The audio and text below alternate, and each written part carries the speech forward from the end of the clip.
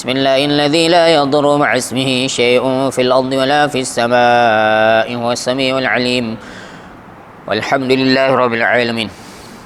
Alhamdulillah wassalatu wassalamu ala Rasulillah wa ala alihi wa sahbihi wa man walah, amma ba'd. Baik, insya-Allah kita akan sambung surah Ad-Duha,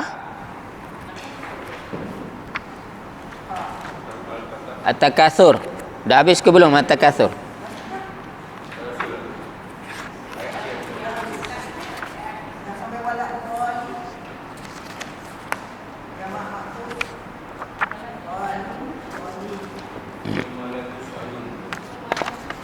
Situ belum Thumma la tus'alunna yawma idzin 'anin na'im.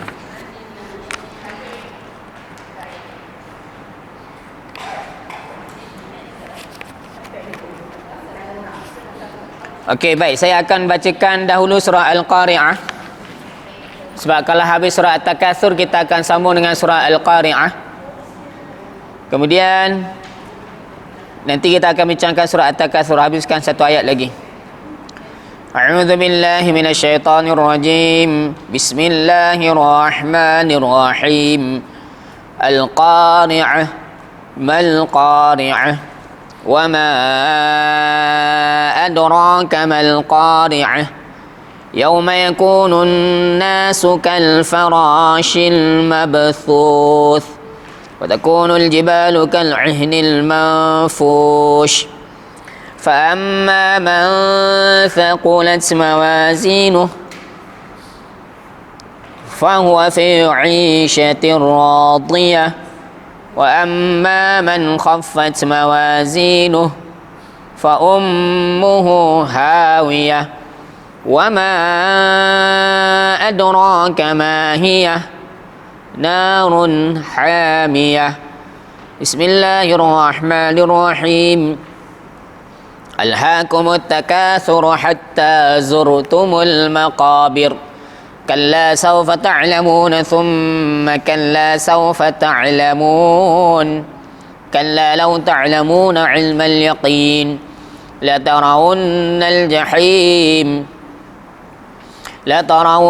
الجحيم ثم لترونها عين اليقين ثم لتسألن يومئذ عن النعيم.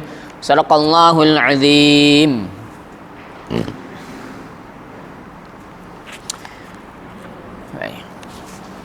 Alhamdulillah wassalatu wassalamu ala Rasulillah wa ala alihi wa sahbihi wa man walah, amma ba'd. Okey, macam saya dah ulas tadi awal untuk kelas hari ini Akademi Hudhud dia masih on semua kelas hari ini sebab kita mengikut pekeliling yang telah dikeluarkan.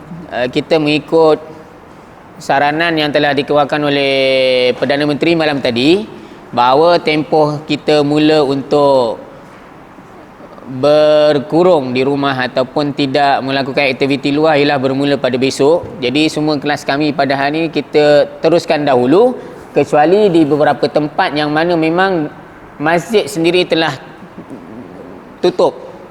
Okey, jadi kita sampai di sini tadi tengok masjid masih dibuka, maknanya masih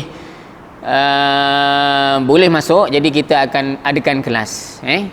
Kelas yang hari ni tak samalah. Mungkin ada kelas huruf di tempat lain yang dah cuti. Itu bergantung kepada tempat kelas diadakan. Okey. Dan kita doalah supaya Allah menghilangkan musibah ini daripada kita semua, daripada seluruh manusia, terutamanya umat Islam, dan semoga Allah gantikan dengan kebaikan. Ini adalah satu ujian untuk kita, terutamanya bagi mereka yang yalah dalam apa-apa bidang pekerjaan semua akan memberi kesan sebenarnya. Orang berniaga, orang jual makanan, orang buka kedai makan, orang berniaga dan sebagainya, semua akan terkesan dengan keadaan ini. Jadi semoga Allah menghilangkan penyakit ini dan semoga keadaan kembali pulih. Tambahan lagi kita ni nak berhadapan dengan bulan Ramadan, kita nak masuk raya pula. Jadi kita fahamlah semua itu qadarullah wa ma syaa fa'al. Ini adalah ketentuan Allah, apa yang Allah kehendaki akan berlaku. Mudah-mudahan Allah berikan ketabahan kepada kita insya-Allah, dan supaya Allah pelihara kita dan keluarga kita dan orang-orang yang terdekat dengan kita daripada terkena wabak ini dan menjadi penyebab penyebaran wabak ini. Insya-Allah, mudah-mudahan, amin. Okey, kita tengok surah At-Takatsur. Alhaakumut takatsur, telah melalaikan akan kamu semua at-takatsur oleh perbuatan. At-takatsur, perbuatan berlomba-lomba untuk memperbanyakkan harta benda, anak pinak, keturunan dan anak pinak, pangkat dan pengaruh. Hatta zurtumul maqabir, sehingga kamu semua masuk ke dalam kubur. Kalla sawfa ta'lamun, sekali-kali tidak, kelak kamu semua akan mengetahui. Thumma kalla sawfa ta'lamun, kemudian sekali-kali tidak, kelak kamu semua akan mengetahui. Kalla, sekali-kali tidak, lau ta'lamuna, kalaulah ataupun sekiranya ta'lamuna, kamu semua mengetahui ilmal yakin, dengan pengetahuan yang yakin. La tarawunnal jahim, sesungguhnya pasti kamu semua akan melihat neraka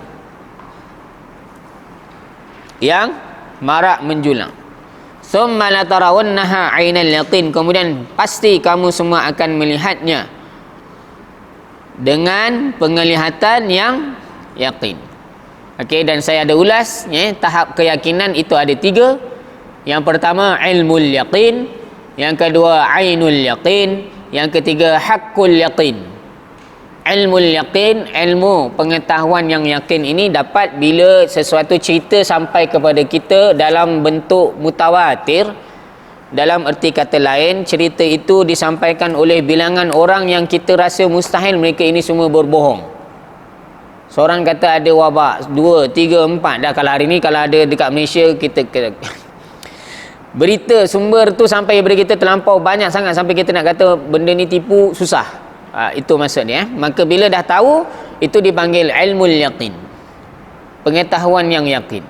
Yang cerita tentang syurga, Allah cerita berulang-ulang kali di dalam Al-Quran, di dalam hadis, maka sampai kepada kita itu dipanggil ilmul yaqin, pengetahuan yang yakin. Tahu dengan yakin, bukan kita rasa macam ada ke tak ada, ada ke tak ada. Itu belum ilmu, belum masuk yakin lagi. Kita ni syarat dia mesti yakin, tapi yakin itu dengan kita tahu. Masuk peringkat kedua ainul yaqin, mata yang yakin, maknanya kita melihat. Kalau Allah janji, ya, kalau ainul yakin, bila Allah cerita tentang syurga dengan cara yang kita rasa macam benda tu mustahil tak wujud, ada, cuma kita tak pernah lihat, kita dapat ilmul yaqin. Bila kita masuk ke dalam syurga, mudah-mudahan Allah masukkan kita dalam syurga, kita melihat sendiri nikmat syurga, maka kita sampai peringkat ainul yaqin. Bila kita dah menikmatinya, maka dipanggil haqqul yaqin.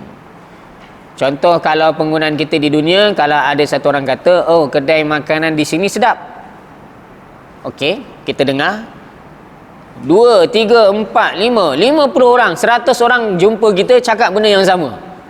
Jadi masa tu kita dah yakin. Tapi ilmu yakin, bila pergi kat kedai tu tengok memang nampak orang pun ramai, tengok menu dia pun tak rasa lagi ni, tapi tengok masakan dia macam dah meleleh air liur keluar. Okey, jadi itu ainul yakin. Dan bila makan memang betul sedap, maka itulah haqqul yakin.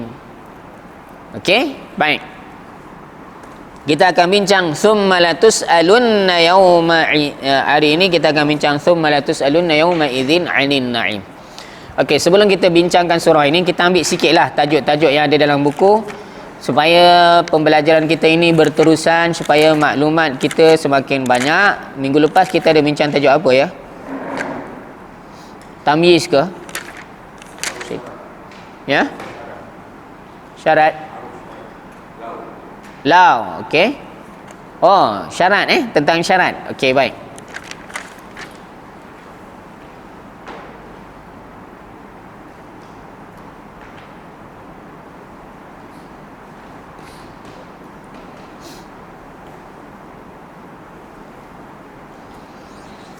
Okey, kalau kita nak melihat rujukannya di dalam buku ini tentang syarat,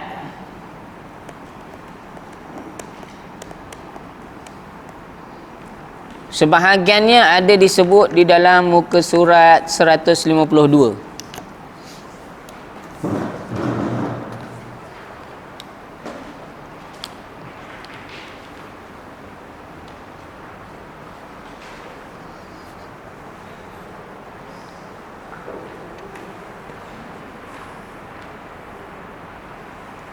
Tujuh belas hari bulan 2 3.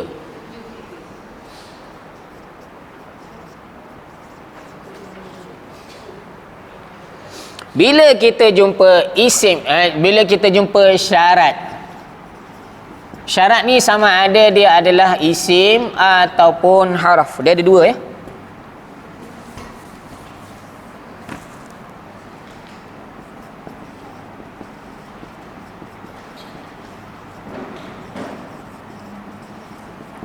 Maka kita kena cari ayat syarat, ayat jawab. Ayat syarat ini maksudnya ayat tergantung, ayat jawab ayat pelengkap. 152 ni sebahagian contoh daripada syarat. Okey.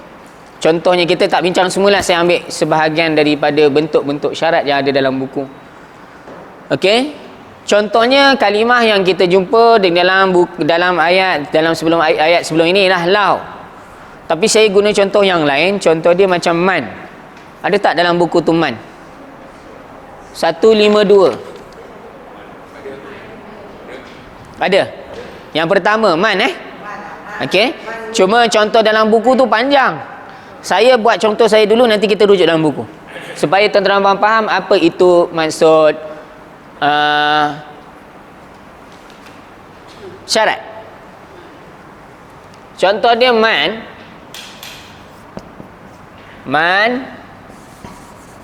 Contoh yang orang Melayu biasa dengar, bahasa Arab tapi orang Melayu biasa dengar apa dia? Man jadda wajada. Jadda maksudnya apa? Dia telah berusaha.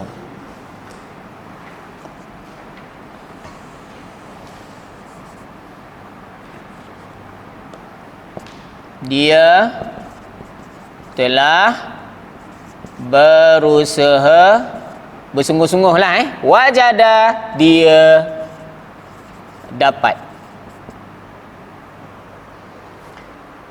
Okey, kalau ada manjadda saja, dia telah berusaha. Faham tak ayat ni?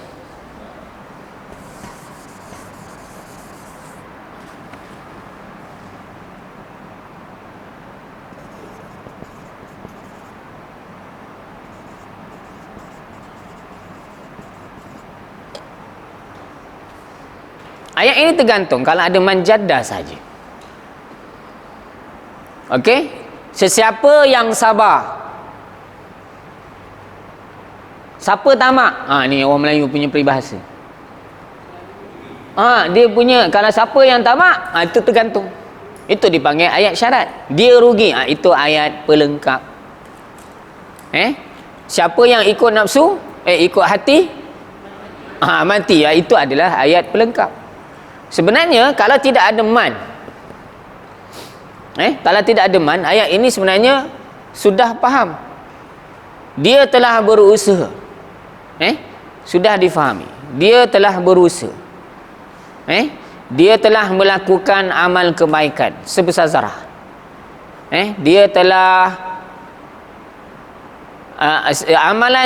timbangan amalan kebaikannya berat.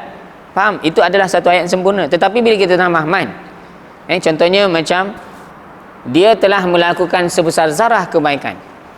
Dia telah melakukan kebaikan yang sedikit walaupun sebesar zarah. Dia telah melakukan satu kebaikan. Okey, tapi bila saya tambah man, sesiapa yang dia melakukan sebesar zarah kebaikan, faham ke tak? Tergantung. Apa yang dia akan dapat? Yarahu. Yang kita baca, famay ya'mal mithqala dzarratin, sesiapa yang melakukan sebesar zarah kebaikan, tergantung. Yarahu, dia akan melihat kebaikan yang kecil itu. Siapa yang melakukan sebesar zarah kejahatan, dia akan melihat hasilnya nanti di akhirat. Okey, jadi ini adalah ayat syarat, ini adalah ayat jawab. Contoh lain, man sabara, sesiapa yang sabar. Siapa sabar? Dia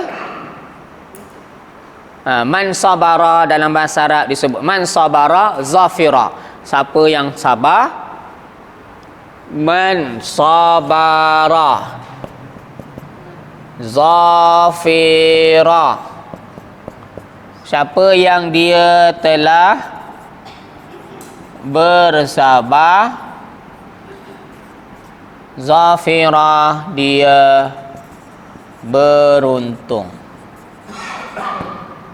Siapa yang sabar, dia beruntung. Siapa yang tak sabar,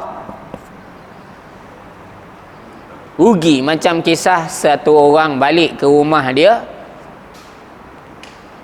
ada bela seekor anjing ataupun kucing, dan dia mempunyai seorang bayi anjing, dia bela seekor anjing ataupun kucing lah. Dan ketika dia balik ke rumah, dia melihat kucing ataupun anjing ni berlari-lari menuju kepada dia, dan di mulutnya ada bekas-bekas darah. Dan dia menunjukkan sesuatu yang, ialah dia menyalak dan sebagainya, ataupun dia mengiau, menunjukkan nak bagi sesuatu, nak memberitahu sesuatu lah kepada tuan rumah.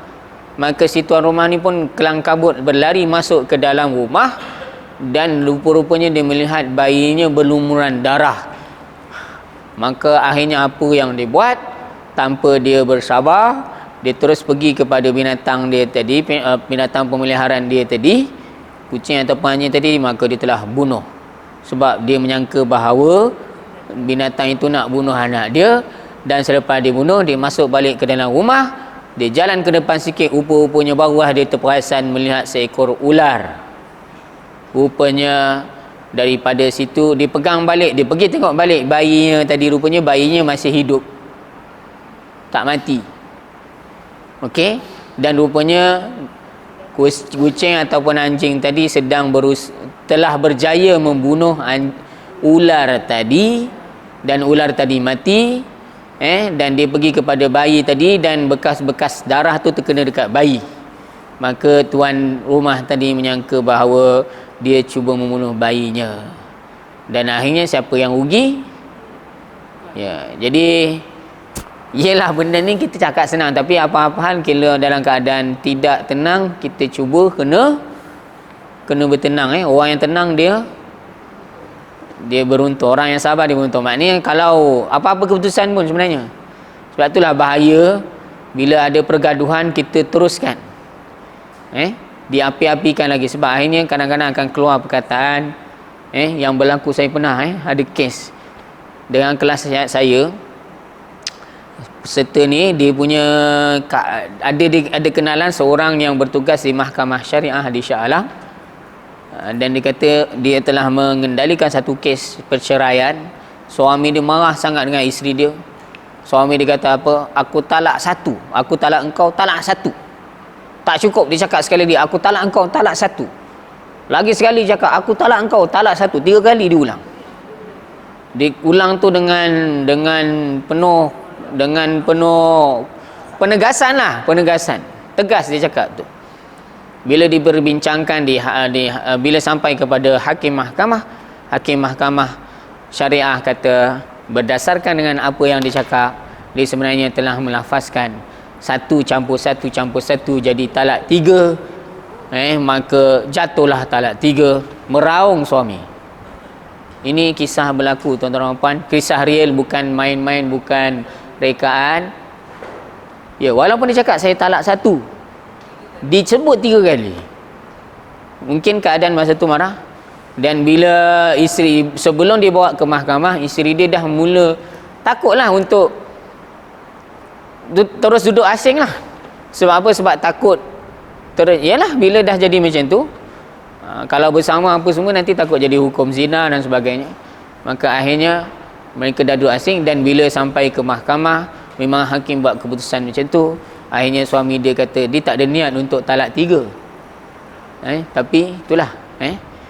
Baik, sebab itulah bila berlaku apa-apa kena ada tempoh bertenang. Caranya macam mana? Diam je lah. Itu cara yang paling baik lah, diam. Dan kedua-dua pihak seeloknya janganlah A jawab, B jawab, A jawab, B jawab. Habis tu makin akhirnya jadi akhirnya nak selamat, seorang pergilah ke utara, seorang pergilah ke selatan, buatlah cara macam mana, seorang keluar ke, seorang tak boleh. Kalau tidak nanti dia akhirnya boleh membawa kepada kerugian. Okey, sebab bila marah kadang-kadang manusia dia tak boleh berfikir dengan biasanya. Okey, siapa yang sabar dia beruntung. Nabi cakap sungguhnya sabar itu ialah ketika tempuhan yang pertama tu, ketika baru jadi, itu dia uji kesabarannya. Lepas tu bila dah habis, sorry lah saya tadi tak sabar, tu dah tak kira apa-apa dah. Kalau dah berlaku, dah marah dan sebagainya, dah pecahkan apa-apa, dah merosakkan apa-apa, dah melukakan apa-apa, jadi lepas tu baru minta maaf, itu dah tak ada apa dah lah. Sabar itu dikira. Dan Nabi kata pahlawan yang hebat ialah orang yang boleh menahan kemarahannya indas sadmatil ula, ketika dia telah diuji kesabarannya mula-mula tu. Okey, jadi sebenarnya tempoh bertenang tu, kalau dalam keadaan marah, kalau 5 saat ataupun 5 minit pertama tu boleh bertenang, insya-Allah okey, lulus. Kalau tidak, biasanya akibat dia rugi. Okey, cuba tengok dalam buku. Contoh yang pertama, man yuhsin ilan nas. Muka surat 152. Ini contoh-contoh, maknanya syarat ni tuan-tuan dan puan dia bukan man saja. Syarat ni ada banyak. Dalam buku tu ada berapa? 12, dan sebenarnya lebih daripada tu lagi. Ada lau tak ada kat dalam buku. Okey, cuma saya tak nak bincang semua, saya nak bincang satu je, man. Sebab man yang banyak jumpa dalam Al-Quran. Faman ya'mal mithqala dzarratin khairan yarah, fa amma man thaqulat. Kita jumpa nanti, akan jumpa dalam ayat yang akan datang dalam surah Al-Qari'ah, fa amma man thaqulat mawazinuhu fa huwa fi 'ishatir radiyah. Okey, baik. Man yuhsin, man sesiapa yang yuhsin dia berbuat baik. Yuhsin dia berbuat baik ilan nas kepada manusia. Ilan nas kepada manusia, yuhsinillahu ilaih. Man sesiapa yang yuhsin dia berbuat baik. Yuhsin dia berbuat baik. Yuhsin dia berbuat baik ilan nas 152 yang pertama atas sekali. Man sesiapa yang yuhsin dia berbuat baik, yuhsin dia berbuat baik ilan nas kepada manusia, ilan nas kepada manusia, yuhsinillah, yuhsin akan berbuat baik, yuhsin akan berbuat baik Allah lah, ilaihi kepadanya. Maknanya Allah akan berbuat baik kepadanya. Orang Arab dia cakap macam tu, dia cakap fi'il dulu. 152. Semula man sesiapa yang yuhsin dia berbuat baik ilan nas kepada manusia, yuhsinillah Allah akan berbuat baik ilaihi kepadanya. You get what you give. Okey, kama tadinu tudan. Dalam bahasa Arab disebut kama tadinu tudan. Macam mana kamu buat, kamu akan dapat. Okey, buat baik dapat baiklah, buat jahat akan dapat jahat. Ya, siapa yang man sesiapa yang yuhsin dia berbuat baik ilan nas kepada manusia, yuhsinillahu ilaih Allah akan berbuat baik kepadanya. Mana ayat syarat? Sampai mana? Sampai an-nas, itu ayat tergantung. Daripada awal man sampai ilan nas. Man yuhsin ilan nas. Kalau nak buat kurungan boleh, buat bracket. Itu adalah ayat apa? Ni. Ayat syarat. Yuhsinillahu ilaih, itu adalah ayat jawab. pelengkap. Macam mana kita nak tahu ayat syarat, ayat jawab?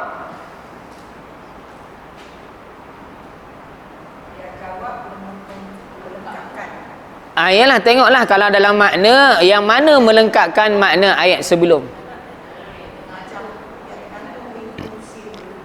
Yalah, tips dia okey, kalaulah lepas ini tuan-tuan dan puan jumpa ayat ni yang syarat-syarat ni, dia ada dua sama ada isim ataupun haraf. Kalau, jika, apabila, itu semua. Apabila contohnya kalau kita buat ayat hujan turun, ayat itu sudah difahami. Bila tambah idza, apabila hujan turun, tergantung.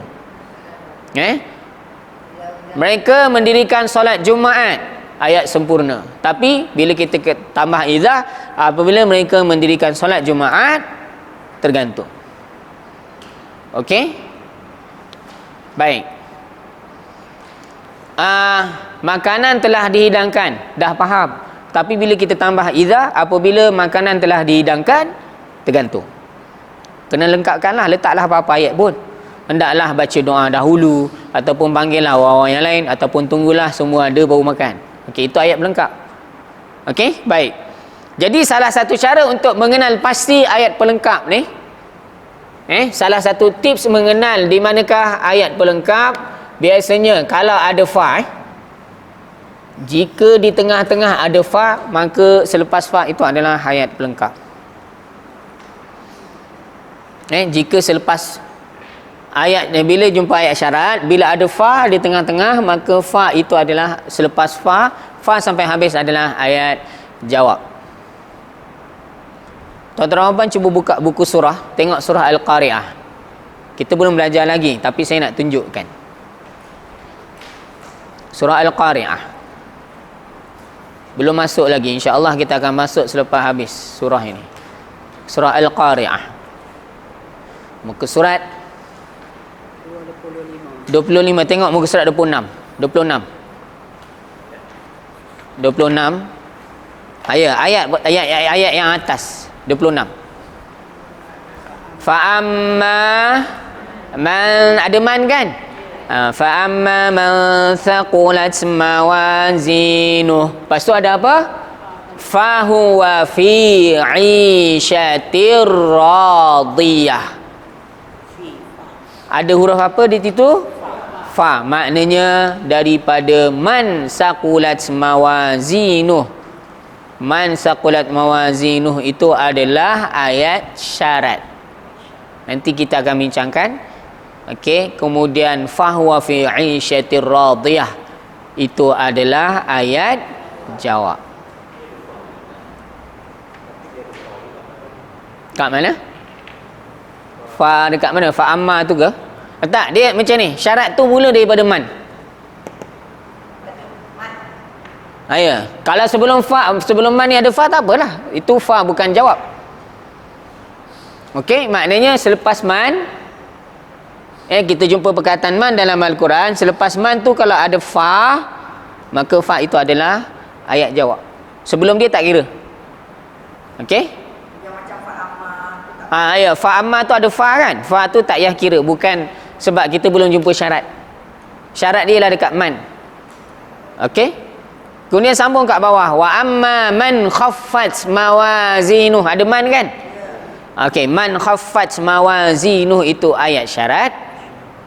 Fa ummuhu hawiyah. Fa ada fa kan? Fa ummuhu hawiyah itu adalah ayat jawab.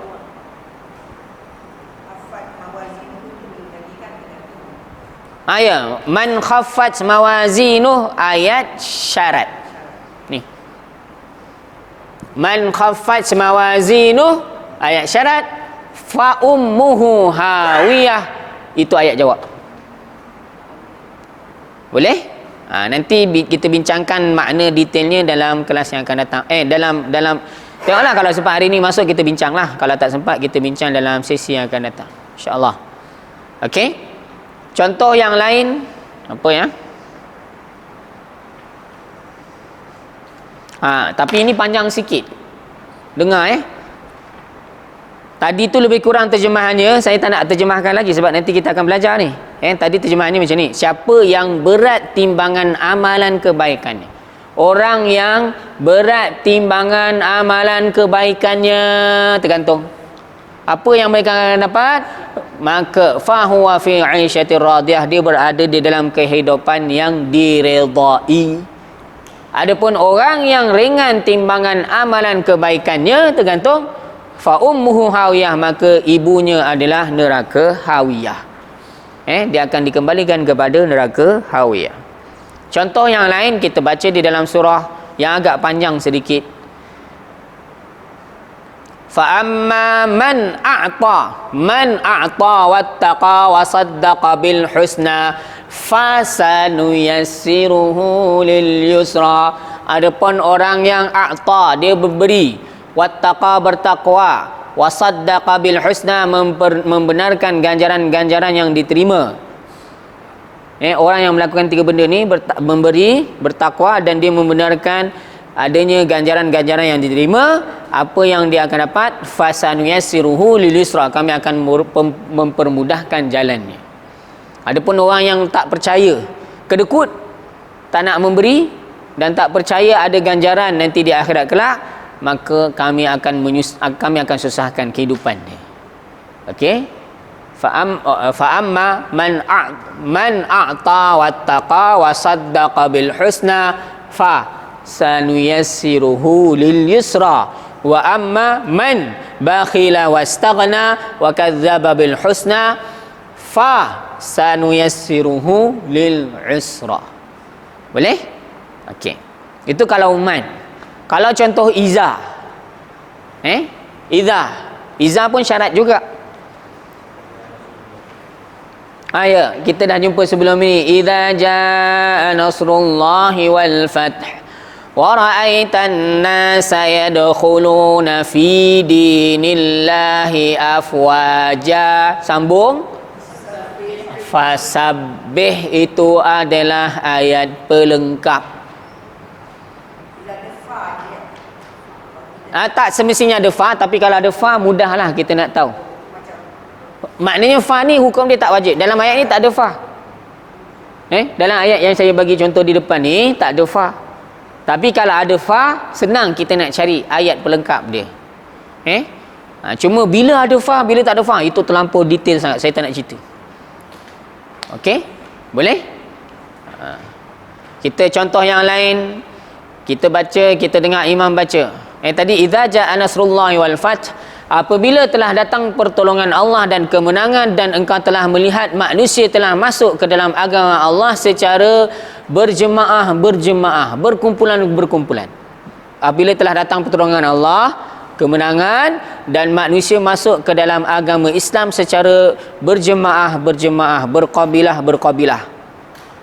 Apabila engkau melihat tiga benda ni, pertolongan Allah, kemenangan, manusia masuk ke dalam agama Allah secara berjemaah, tergantung kan? Kena buat apa? Kena bertasbihlah pada waktu itu.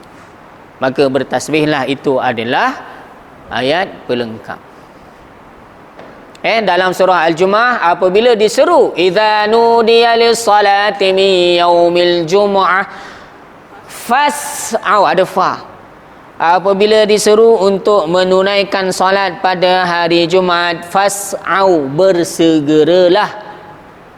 Idza qudiyatis salat, apabila telah selesai solat, fantashiru, bertebaranlah. Ada fa kan?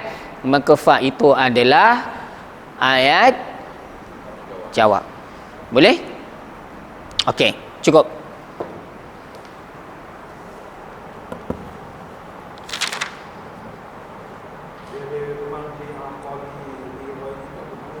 Ya. Man? Man, okay. Dalam nombor 1 dalam buku tadi, man lil aqil, untuk yang mempunyai akal. Lil aqil tu maksudnya apa? Untuk yang berakal, untuk makhluk yang berakal. Apa makhluk yang berakal?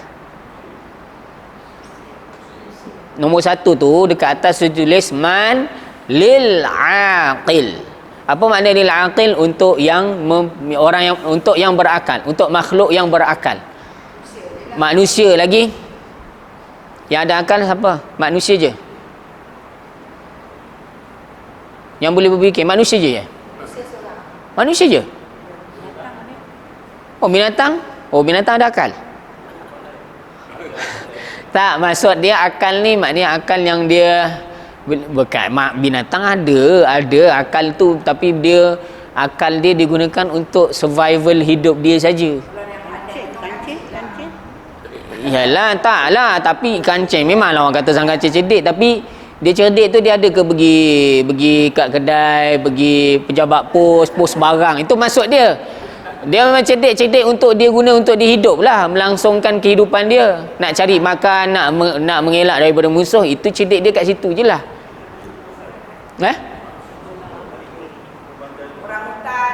Yalah. Ya, tapi dia tak boleh lah sampai berurusan boleh menulis. Tak adalah, itu maksud dia. Okey, maksud yang berakal ni maknanya boleh berfikir, boleh bercakap, boleh bersembang, boleh buat urusan, boleh mencipta, boleh membawa, boleh saya terlihat satu gambar di dalam gambar tu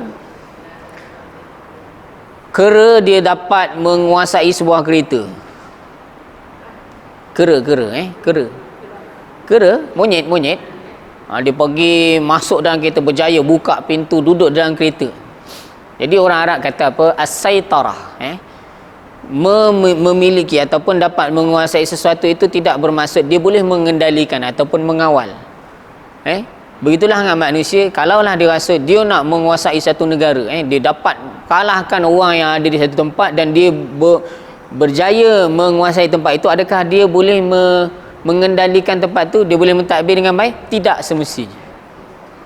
Jadi menguasai itu satu benda, mentadbir itu satu benda yang lain. Yalah, Firaun dan sebagainya. Jadi ada dua benda. Janganlah kita dalam fikir kepala kita, oh kita nak kena menang, nak hancurkan semua, tapi bila dah menang tak tahu nak buat apa. Samalah macam apa? Macam kera tadi. Ini tak ada kaitan dengan politik hari ni. Nanti kan kata ustaz ni ceramah politik, ustaz ni PAN ni, dah sudah. Tak ada. Saya nak bagi tahu bahawa kalau dia berjaya menguasai, dia kena ada plan yang seterusnya untuk dia boleh mentadbir. Kalau tidak nanti dia jadi macam apa? Orang Arab memperumpamakan macam kera tadi. Dia dapat menguasai sebuah kereta, masuk, boleh buka pintu apa semua, tapi apa pun tak boleh buat dengan kereta tadi. Nak bawa pun tak boleh. Dia duduk je lah situ. Manfaat tak dapat. Okey, baik. Jadi man itu untuk lil aqil, yang berakal, maksudnya manusia, jin, malaikat. Bila sebut dalam Al-Quran jumpa kalimah man, mesti merujuk kepada manusia, jin, malaikat.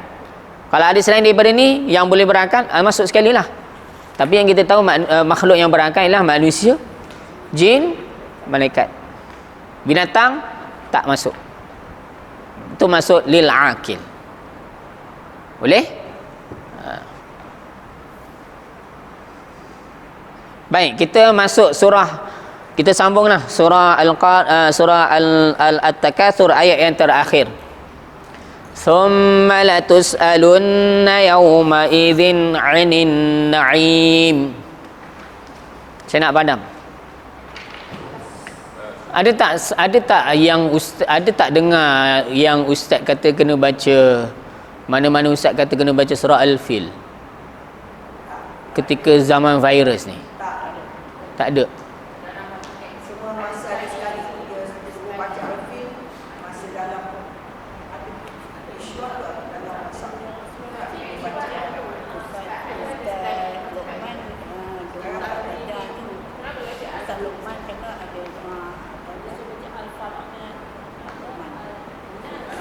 An-Nas. Al-Fil tak ada. Tapi sebab ada beberapa kelas yang tanya saya, ustaz kenapa dia orang suruh baca surah Al-Fil? Ada yang kata dengar ada ustaz cakap, saya tak jumpalah. Bukan saya tak jumpa, saya tak cari pun dekat dalam internet siapa ustaz yang cakap kena baca surah Al-Fil. Tapi boleh ke baca surah Al-Fil? Ada kaitan ke? Penyakit tu Ustaz Kazim kan dia cakap kalau kita sakit apa baca mati kita lontar penyakit. Yang disuruh baca menunjukkan Rendah dengan penyakit. Ya betul. Cuma saya nak tanya al-fil tu. Tak ada Tapi ada yang cakap kat saya. Wallahu alam, saya tak pernah saya tak carilah ada ke fadilat Nabi kata kalau ada penyakit kena baca surah al-fil. Saya tak pasti. Tapi kalau ikut dalam tafsir, kita dah belajar dah surah al-fil dengan surah Quraisy ni, kita dah belajar. Saya ulang balik surah al-fil ini dia mencari bila sebut nikmat ada dua nikmat yang besar. Satu nikmat dalam berbentuk menolak musibah, nikmat yang dalam berbentuk menolak musibah, mudarat dan sebagainya. Satu lagi nikmat berbentuk memberi manfaat. Satu berbentuk negatif, menolak benda-benda negatif. Satu lagi menarik benda-benda positif. Ulama telah bagikan nikmat secara umumnya, kasarnya begitu. Jadi nikmat yang menolak musibah ini disebut di dalam surah Al-Fil, di mana Mekah ketika itu hendak diserang, tapi Allah telah menyelamatkan Mekah daripada diserang. Di situ nikmat berbentuk menolak musibah. Dan nikmat berbentuk memberi manfaat disebut dalam surah Quraisy, surah selepasnya. Yang mana dalam surah Quraisy menceritakan bahawa mereka pergi berniaga ke mana? Pada musim sejuk dan musim panas mereka berniaga ke Yaman dan Syria. Musim sejuk pergi ke Yaman, musim panas pergi ke Syria. Maka di situ adalah nikmat berbentuk manfaat. Kita boleh pergi ke utara, ke selatan, pergi ke mana-mana. Di Malaysia ni kita alhamdulillah aman. Kalau tempat-tempat yang tak aman, kalau pergi ke Semenanjung, tak payah pergi jauh-jauh tuan-tuan, pergi ke Thailand pun cukup lah. Selatan Thailand. Pergi jalan sikit, depan ada roadblock. Jalan depan ada roadblock. Jalan depan lagi ada roadblock. Memang banyak. Dan jalan tu dibuat macam ni. Pagar. Jadi kita kena pusing. Memanglah sebahagian tempat tak ada yang jaga. Tapi kalau tempat-tempat yang penting, tempat-tempat nak masuk tempat besar, nak masuk pekan, biasanya ada askar yang jaga. Walaupun kita clean, tapi kita rasa macam mana? Macam kita kat Malaysia jalan je kan, jalan je, tak adalah apa nak, tak ada roadblock, tak ada jadi sebenarnya nikmat aman itu adalah satu nikmat yang besar. Jadi sebab itulah mungkin kalau kita baca surah Al-Fil dari satu sudut, Allah sebut sebab Allah menceritakan bahawa penduduk Mekah telah dijauhkan daripada musibah. Mungkin sebab itulah ada yang menyarankan suruh baca surah Al-Fil, mungkin dari segi manfaat dia, dari segi fadilat dia, adakah disebut dalam hadis? Wallahu alam, saya tak carilah, saya tak jumpa. Kalau ikut daripada penafsiran ulama, kalau kita nak bacalah dengan niat supaya mudarat musibah itu ditolak daripada kita. Berdasarkan dengan tafsiran ulama bahawa surah ini membincangkan menolak musibah, nikmat berbentuk menolak musibah. Surah Quraisy nikmat berbentuk memberi manfaat. Saya nak padam ni. Dah dah.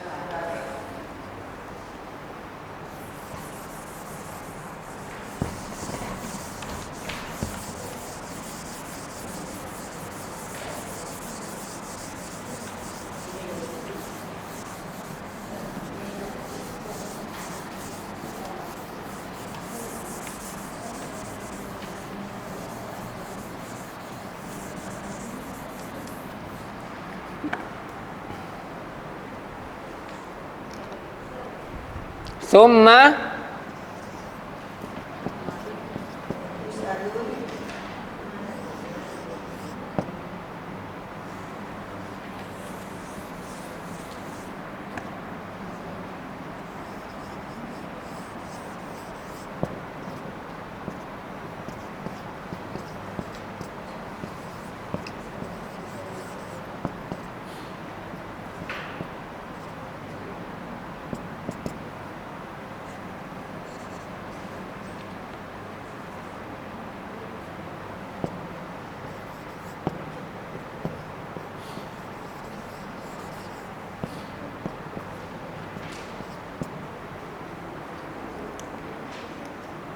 Summa ni haraf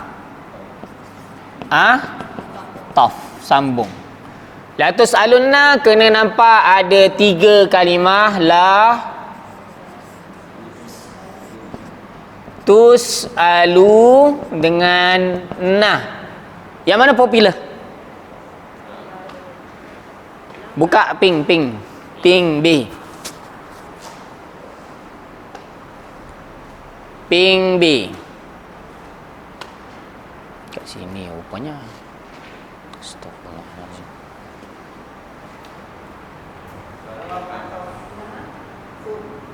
Ni. Lam dengan nun ni. Kat mana? Haraf taukid ada lam, kemudian nun sabdu pun haraf taukid. Ini kita dah jumpa sebelum ini. Biasanya lam dengan nun ni memang dia sepasang. Kita dah jumpa di dalam surah Al-Humazah, wailul likulli humazatil lumazah alladhi jama'a malahu wa 'addadah yahsabu anna malahu akhladah. Kalla, sambung. Kalla la yumbazanna la nasfa'an la rabbana la tuzigh qulubana ba'da idh hadaytana rabbana zalamna anfusana wa in lam taghfir lana wa tarhamna. Sambung. Lanakunanna minadh zalimin. Boleh? Jadi biasanya lam dengan nun ini memang haraf taukid ni selalunya dia duduk sekali, dua-dua ya. Jadi maknanya di sini ada dua penegasan. Tus'alu ni boleh agak tak makna dia? Tus'alu. Ya, daripada perkataan apa? Soal Sa'alah lah daripada kalimah soal. Apa makna soal? Tanyalah. Soal, orang Melayu sebut soal. Jadi ada makna kaitan ada kaitan dengan makna tanya, soal. Okey, cuma saya belum terjemah lagi sesungguhnya pasti soal. Nanti kita akan terjemah detail lah. Cuma tus'alu ini daripada perkataan soal. Soal maksudnya apa? Tanya. Yauma idzin. Yauma masa ke tempat ni hari. Hari ke masa ke tempat? Hari. Hari ni melibatkan masa ke tempat? Jadi dipanggil zaraf zaman ke makan? Zaraf zaman ke makan? Zaraf zaman. Cuma yauma idzin ini ada penerangan lanjut. Saya bincangkan yang mudah dulu. Tengok kesesuaian. Kalau saya rasa sesuai, saya akan cerita sedikit maklumat tambahan di sini. Yauma idzin. Ini first time kita jumpa kalimah ini. Dan kalimah yauma idzin ni banyak dalam Al-Quran. Sebenarnya yauma idzin ni ada dua. Yauma satu, izin dua. Tapi kita kira satulah hari ini. Okey. An haraf jah. Naim. Ini boleh agak tak? Naim ni dari kalimah apa? Mat. Hampir kepada Melayu. Saya tanda right. Naim. Ada orang nama Naim? Naim ke Naim? Ya, orang Melayu sebut N-A-I-M, Naim. Di dalam bahasa Arab dia ada satu ada dua kalimah yang lebih kurang sama, lebih kurang hampir sebutan dia. Satu Naim yang ni. Satu lagi Naim. Naim ini yang tidur. Kalau Naim, nikmat. Dia orang Melayu yang mana satu nama dia? Yang atas ke bawah? Kelantan Darun Naim ini. Tapi orang Melayu Ain tak rajin nak sebut Ain. Jadi panggil Naim. Nama siapa? Naim. Tidur. Tu. Tak boleh sebut Ain. Itu masalah dia. Jadi sebab itulah saya sendiri, plan saya untuk anak saya tak nak huruf yang ada huruf susah sebut. Huruf Ain, huruf Sad, Dad, itu Ghin, itu semua orang Melayu tak sebut. Sabri, Sabri. Dad, Radi, Radiyah jadi Radiyah. Tu semua Dad tak bunyi. Ain, Nur Ain tak bunyi Nur Ain. Aina jadi Aina. Aina ke mana? Ya. Jadi tapi dah nama kita dah bagi macam tak apalah nak macam mana. Okey. Baik, summa kemudian latus alunna. Kalau kita tengok ayat sebelum dia, cuba tengok ayat sebelum dia. La tarawunnal jahim. Muka surat 28 tu. Tengok ayat yang atas, la tarawunnal jahim, sesungguhnya pasti. Kat situ kan ada lam dengan nun kan? Sesungguhnya pasti kamu semua akan melihat neraka yang menjulang, kan? Okey, marak menjulang. Kamu akan melihat api neraka yang marak menjulang. Thumma, kemudian la tarawunnaha, sekali lagi ulang. Sesungguhnya pasti kamu semua akan melihatnya, ainal yaqin, dengan penglihatan yang yakin. Thumma la tus'alunna, sesungguhnya kemudian kemudian la tus'alunna, kalau kamu pasti melihat api neraka yang menjulang, sesungguhnya pasti kamu akan melihatnya dengan penglihatan yang yakin. Kemudian pasti kamu, ya, kat sini kamu lah semua. Dia kalau kat atas kamu, kat bawah ni pun kamu jugalah. Sesungguhnya pasti. Thumma, kemudian la tus'alunna, sesungguhnya pasti kamu semua akan ditanya.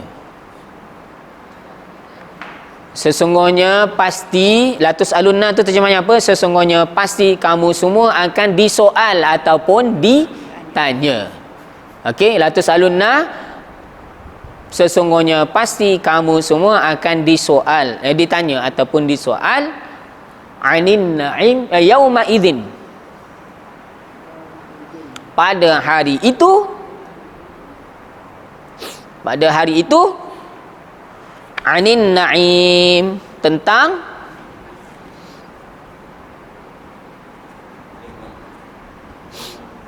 nikmat.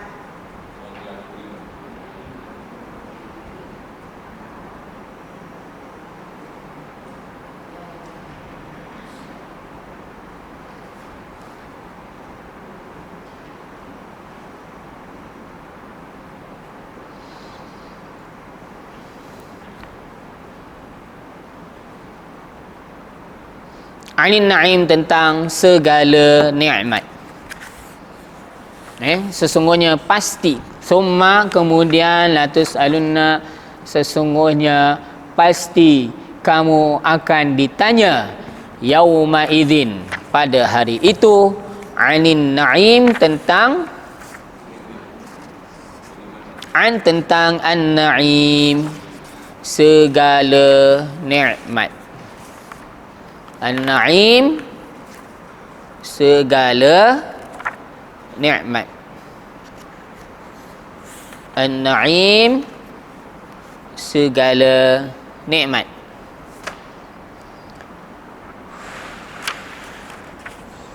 Okey.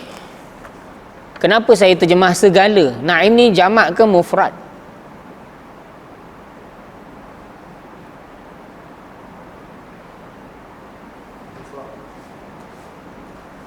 Na'im ni satu ke banyak? Na'im ini singular. Kenapa baris bawah ni na'im? Selepas haraf jah. Na'im satu. Jamak dia apa? Nu'ama. Pernah dengar tak nu'ama? Tak pernah. Ni kalau imam baca doa tarawih itu dibaca doa yang panjang. Biasa dengar. Allahumma ja'alna bil imani kamilin. Pernah dengar tak doa ni? Bulan puasa. Allahumma ja'alna bil imani kamilin wa li faraidika muaddin wa 'ala salawati muhafizin wa li zakati fa'ilin wa lima 'indaka talibin wa li afwika rajin wa bil huda mutamassikin wa 'anil lagwi mu'ridin wa fid dunya zahidin wa fil akhirati radibin wa bil qada'i radin wa 'alal balaya sabirin.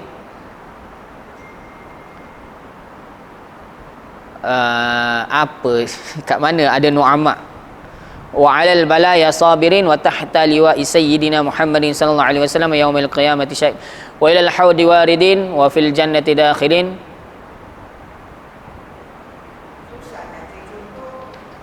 Bukan, saya nak ingat doanya ni. Dia doa dia kat tengah-tengah. Wa fin nu'ama isyakirin. nu'amai syakirin. Maknanya ke atas nikmat-nikmat syakirin. Apa maknanya? Syakirin, syukur. Bersyukur ke atas segala nikmat. Tapi kenapa saya terjemah naim ini segala nikmat? Ini mufrad, satu, singular.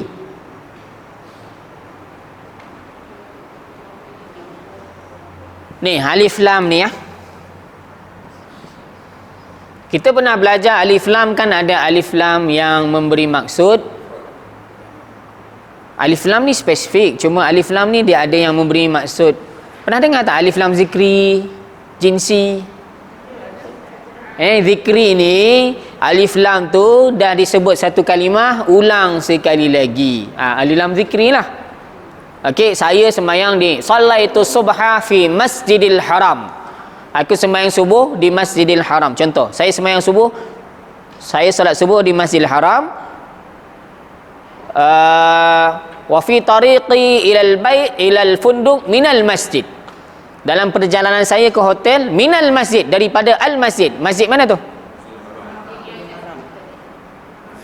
Masjidil Haram lah, sebab ada alif lam.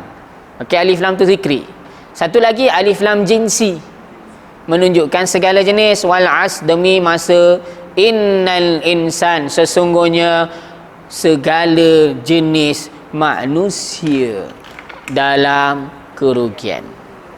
Al insan di situ mufrad, bukan jamak. Jamak insan ialah an-nas.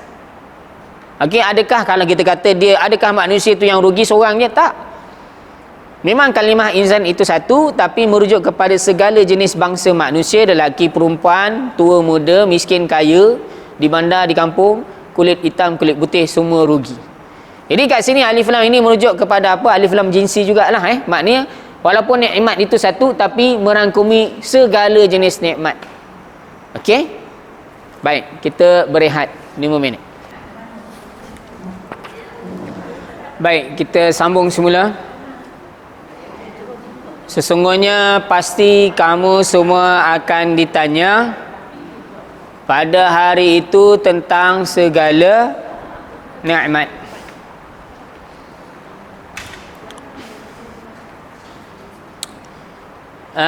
Ada apa-apa nak tanya tak?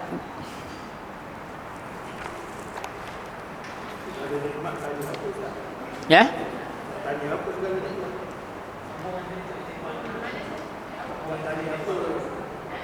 Nak tanya?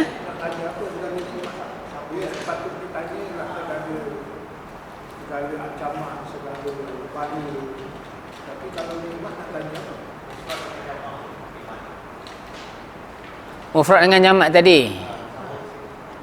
Dia kita panggil alif lam tu alif lam jinsi. Okey, maknanya segala jenis nikmat. Okey, yang lagi soalannya kenapa nak tanya tentang nikmat? Kenapa tak tanya musibah? Baik. Kita lahir, daripada kita lahir sampai kita meninggal ni, di antara nikmat dengan musibah yang mana banyak?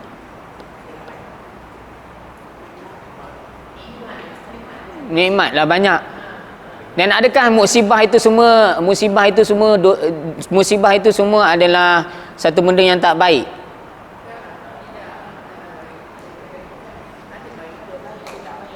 Kan dia ada musibah, dia ada bala, ada ibtila, adalah istilah-istilah. Kalau bagi orang yang beriman, bila datang sesuatu itu, musibah itu penyuci dosa dia, ataupun meningkat darjat dia. Jadi nikmat itu sebenarnya satu nikmat. Okey, saya bagi satu cerita kisah. Cuma saya tak ingat kisah ini berlaku kepada orang apa nama raja ni. Satu orang raja ni dia suka berburu. Mungkin saya dah pernah cerita dulu. Dia bawa seorang menteri kanan dia. Orang kanan dia memang dia akan memang dia pergi mana-mana dia akan bawa. Dan setiap kali berburu menteri dia ni akan ikut sekali dengan dia.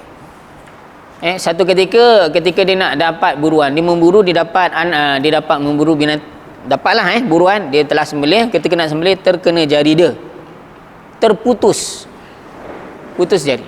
Maka menteri dia kata apa? Alhamdulillah. Cakap sekali lagi apa dia?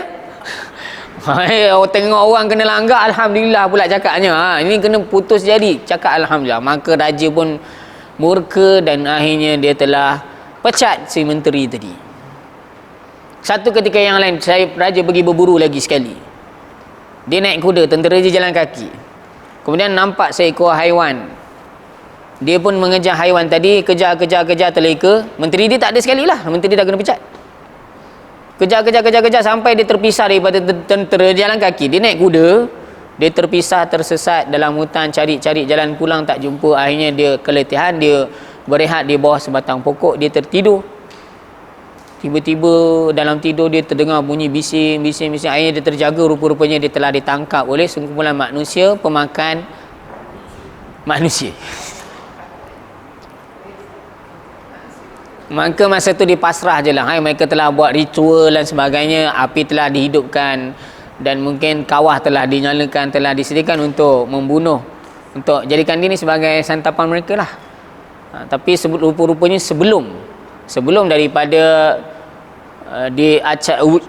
acara upacara itu dilakukan, maka datanglah dia punya chief dia lah, ataupun pegawai agama dia lah, mufti dia lah, untuk cek semua anggota badan. Sekali cek rupanya jari dia tak cukup. Oh, tak boleh ni, cancel.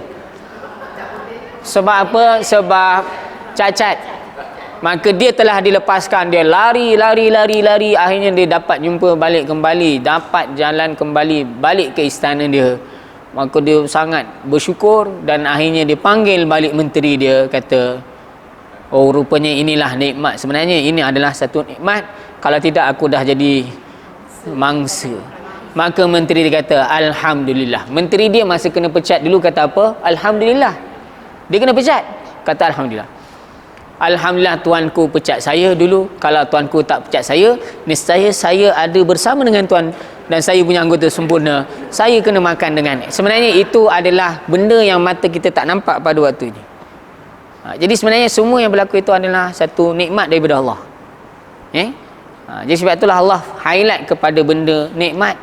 Walaupun benda itu musibah, sebenarnya itu adalah nikmat. Contoh nak keluar rumah, tiba-tiba terjatuh, aduh berdarah, ataupun nak keluar awal terkeluar lewat. Mana tahu lewat kita 5 minit tu, satu kereta yang depan tu kena langgar, aksiden, meninggal. Tak tahu. Memang kadang-kadang berlaku. Betul, depan kita lewat tu split second je. Benda depan dah. Tapi mungkin disebabkan suatu benda, kita tayar pancit ke ataupun apa-apalah menyebabkan kita terlewat. Jadi sebenarnya kita tak tahu apa hikmah di sebaliknya. Yakinlah bahawa ada sesuatu di sebaliknya. Cuma ialah nak mendidik hati ni bukan senang. Cakap senang, tapi nak buat, ialah kita kena cubalah. Okey, wallahu alam. Jadi maknanya di akhirat kelak, yang pertama yang akan ditanya ialah, kan Allah tanya, umur kamu. Ada 4 soalan, saya tak ingat. Antaranya umur kamu. Itu nikmat lah, nikmat umur. Di mana kamu dapat habiskan harta kamu, nikmat juga. Daripada benda dapat, di mana kamu belanjakan. Okey, lagi ada 4 soalan, saya tak ingat. Masa muda kamu. Ya, itu semua adalah berkaitan dengan nikmat. Okey, baik. Dan satu lagi yang menarik juga ialah doa. Bila kita doa, kadang-kadang doa kita tak dapat kan. Doa-doa tak dapat, doa-doa tak dapat. Adakah maksudnya doa kita tidak diterima langsung? Cara penerimaan doa, satu, Allah bagi cash. Satu lagi, Allah nak supaya suara ini didengari. Allah rindu nak dengar suara dia, lama tak dengar. Okey, bagi lambat sikit. Dapat juga tapi lambat. Kadang-kadang Allah tukar dengan digantikan dengan ditolak musibah. Dan kadang-kadang Allah tak bagi langsung kat dunia, tapi Allah simpan di akhirat. Dan bila hamba melihat di akhirat, ya Allah, mana ni amalan ni, aku tak pernah buat pun. Dapat daripada mana? Ini adalah hasil daripada doa-doa kamu sebelum ini yang tidak diperkenankan. Maka si hamba kata, ya Allah, alangkah baiknya kalau tak ada satu pun doaku diterima di dunia, aku dapat pada hari ini. Jadi itu nikmat. Kita yang tak nampak. Wallahu alam. Okey, ada soalan lain? Tak ada? Tak ada. Kita yang ni saya bagi ringkas lah. Ini fi'il apa?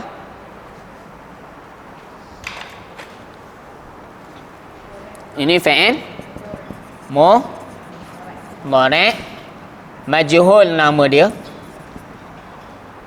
Kalau fi'il mudhari' majhul ni biasanya majhul ni yang ada tambah imbuhan di. Kalau makan dimakan. Siapa yang makan? Buah itu telah dimakan. Siapa makan? Tak tahu. Itu majhul. Majhul maksudnya tak tahu. Biasanya dalam bahasa Melayu ada imbuhan di. Kalau pukul, dipukul. Budak itu telah dipukul. Siapa pukul? Tak tahu. Pelajar sekolah itu dibuli. Siapa buli? Tak tahu. Baik. Jadi kamu semua akan ditanya. Siapa tanya?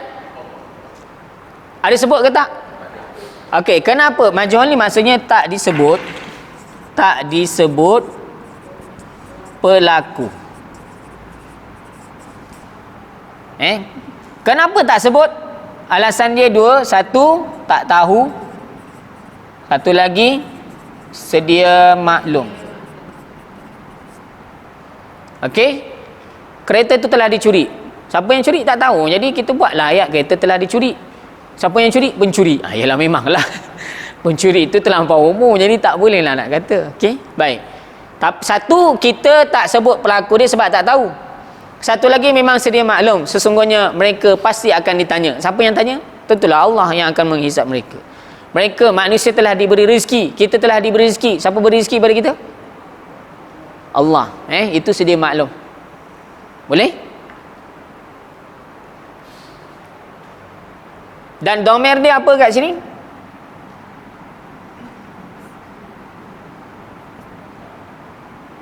Okey. Cuba buka muka surat 160.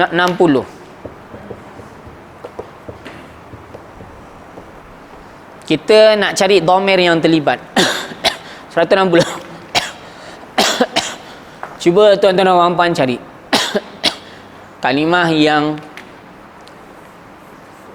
160.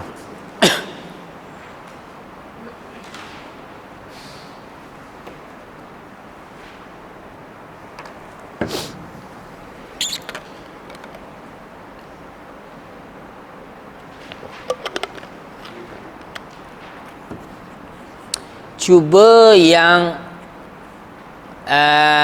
cari yang mana memanglah huruf dia tak sama, tapi saya nak minta tuan-tuan dan puan cari yang ada simbol ini.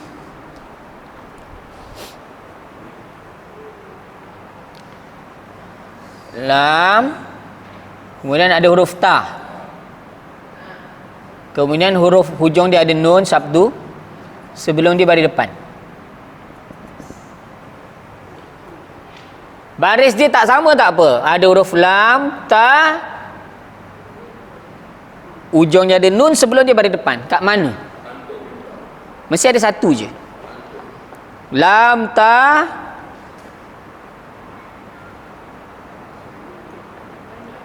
dekat antum, betul? Latan surunna. Nampak tak? Saya tulis. Latan, baris apa ni? Dan ada huruf ta. Baris ni tak apa. Baris atas, baris ni tak apa. Yang penting ada huruf ta dengan hujung dia baris. Sebelum nun ni baris dah. Kat sini ada huruf apa? Pangkal ni ada huruf apa? Ta. Ya, lam dengan ta. Kemudian huruf sebelum akhir dia. Jadi maknanya domain dia apa ni? Yang ni? Ya, jadi antum lah kat sini Sebab tu saya terjemah, kamu semua pasti akan ditanya. Kamu semua pasti akan ditanya. Nanti kang tertanya-tanya pula, daripada mana? Antum kan? Kalau latan surunna ni domain dia apa? Antum. Jadi kalau latus alunna pun antum jugalah. Okey? Cuma ta ni tak baris atas kan? Tak apalah. Saya bukan fokus pada baris. Kita fokus pada huruf. Ta sama dan huruf sebelum akhir dia baris depan. Latan surani. Dia lain. Ra dia baris atas.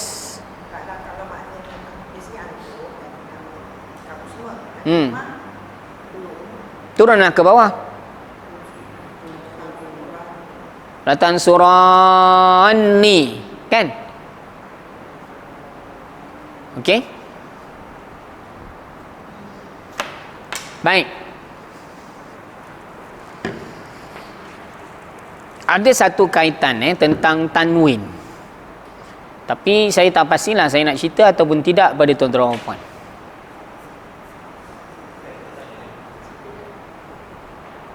Tanwin. Tapi semua ni tak ada dalam buku. Itu yang kena tulis. Kalau nak cerita kena tulis.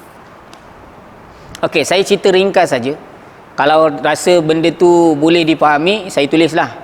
Kalau tak faham, biarkan. Okey, bila kita tanwin dalam, macam kalau alif lam, dia ada beberapa jenis alif lam. Ada alif lam yang saya sebut jenis, menunjuk segala jenis. Ada alif lam zikri. Zikri ni daripada perkataan zikir. Zikir ni maksudnya ingat. Cara ingat dengan kita sebut, maknanya dah sebut sebelum. Tanwin pun ada berbagai jenis bentuk tanwin. Tanwin ada banyak jenis tanwin, dan salah satu daripada jenis tanwin dipanggil tanwin iwad. Iwad. Iwad tu maksudnya apa?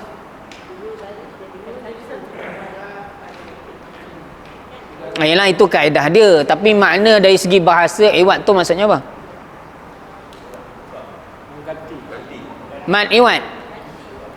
Gantilah. Ya, ganti ke tukar? Samalah, ganti ataupun tukarlah. Okey. Baik, jadi maknanya di dalam bahasa Arab, tanwin ini ada sebahagian tanwin yang dia mengganti satu huruf. Bukan. Bukan. Dia sebenarnya dia adalah satu huruf di situ, tapi huruf dibuang, diganti dengan tanwin. Kemudian ada tanwin yang mengganti satu kalimah, satu perkataan. Dan ada satu tanwin yang mengganti ayat. Satu ayat.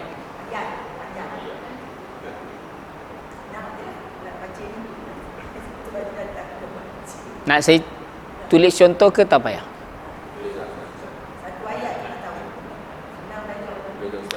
Okey, contoh dia macam layali.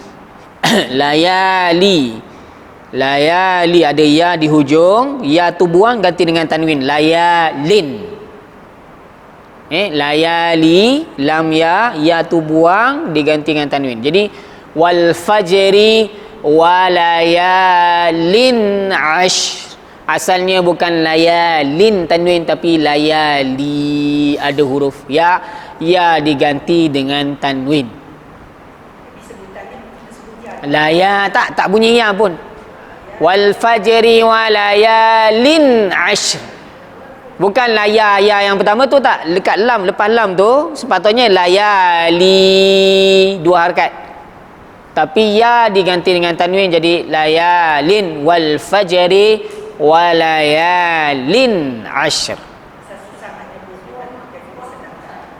Surah Fajar, wal fajri, Fajar, surah Al-Fajar. Ya. Tak. Dia tak ada kaitan dengan hamzah. Dia sebab hujung huruf ya tu huruf sakit. Dia biasa ada kaitan dengan huruf sakit. Orang Arab dia nak senangkan. Layali jadi layalin.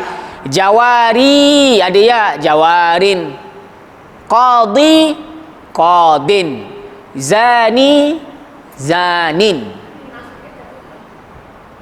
Tak ubah. Okey? Baik, itu di tanwin menggantikan satu huruf, menggantikan kalimah. Contohnya, saya nak cerita je secara umum nak supaya tuan-tuan tahulah tanwin ni ada banyak jenis, diganti satu kalimah perkataan. Contoh dia,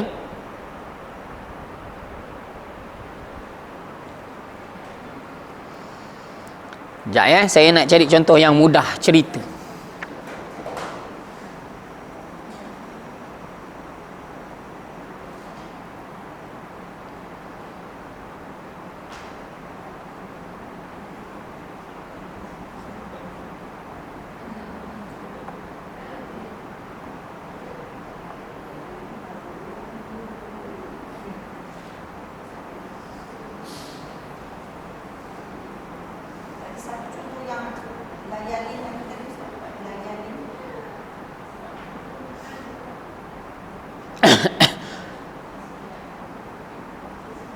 Layalin.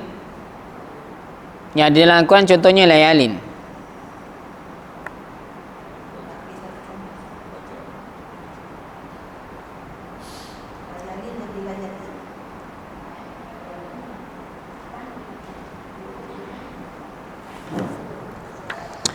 Okey, kita baca di dalam surah.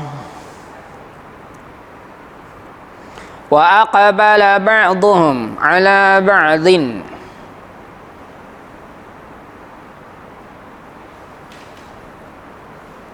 Okey, di dalam surah At-Tur saya bacakan ayatnya. Yatafu alaihim ghilmanun lahum ka'annahum lu'lu'um maknun.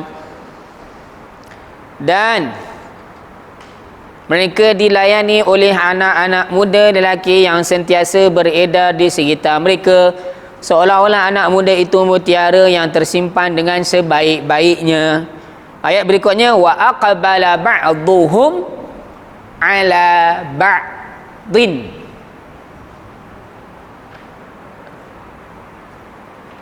Mereka duduk berhadapan sebahagian mereka kepada sebahagian. Di dalam syurga mereka duduk berhadapan sebahagian mereka kepada sebahagian apa? Sebahagian mereka melihat kepada sebahagian apa?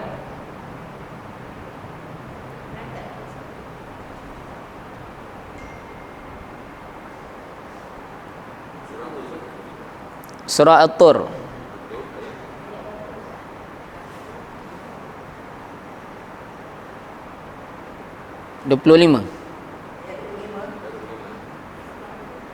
Surah At-Tur ayat 25. Mereka duduk di dalam syurga, mereka berhadapan di antara satu sama lain. Maknanya sebahagian mereka melihat sebahagian yang lain kan? Yang lain tu tak ada dalam Al-Quran. Wa aqbala ba'duhum, ba'du tu sebahagian. Hum tu mereka, sebahagian mereka menghadap ala bukan tak Allah sebut wa aqbala ba'duhum ala ba'din sahaja. Bukan ba'dihim. Sebahagian mereka menghadap sebahagian mereka yang lain. Tapi yang kedua tu tak ada ba'dihim, him tu tak ada. Diganti dengan tanwin. Ba'din tu ada tanwin kan? Itu menggantikan satu kalimah. Okey, nanti kalau ada masa lain lah insya-Allah dalam kelas-kelas yang akan datang saya akan buat nota. Saya akan tulislah Sebab hari ni kalau saya cerita pun ramai yang tak ada. Okey. Maknanya dia menggantikan kalimah mereka lah. Ya, ba'duhum ada hum kan? Diganti, dalam Al-Quran kita akan jumpa kalimah ba'duhum ala ba'din, sebahagian mereka ke atas sebahagian. Tak disebut pun mereka. Dalam kalimah yang kedua tu dia sebut ba'duhum, ba'du sebahagian, hum mereka, ala sepatutnya ala ba'dihim ataupun hum. Sepatutnya ba'duhum ala ba'dihim sepatutnya, tapi ba'duhum ala ba'din. Him tu tak sebut, diganti dengan tanwin. Him satu kalimah kan? Itu maksud dia. Sebahagian mereka menghadap sebahagian yang lain. Ada faham? Faham Okey.